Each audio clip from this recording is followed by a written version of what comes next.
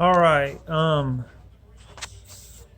you guys are doing all right today. I had done a video on this almost a year ago, um, somewhere around there, and I've had one or two people have asked me how I liked it, but I answered the question in the manner that I liked the vacuum cleaner. It was doing good, but it has this button right here, this one right here, and it stops the roller brush.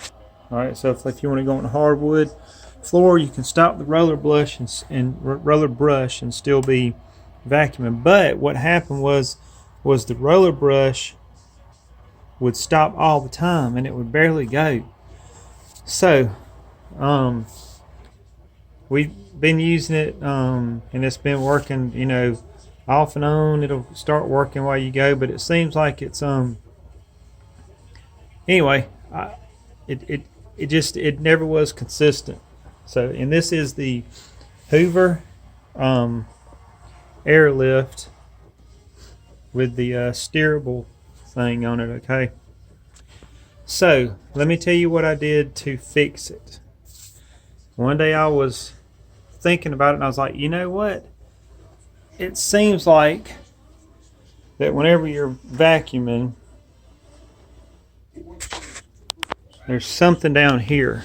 So I got thinking about it and I was like, if you lift off the canister, everything comes off. But yet I got thinking about it and I was like, okay, these little things right here. So what I did to fix it was I took a pair of needle nose pliers and I brought them in just a little bit, not much, just a little bit, and it fixed my problem. So if you're having that same issue, I think it's just because they're not tight.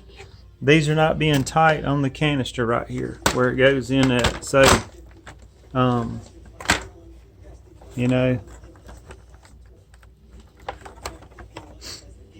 but just take your needle nose pliers, plug them in just a little bit right there, and I hope that works for you. Y'all have a good day and Merry Christmas, Happy New Year.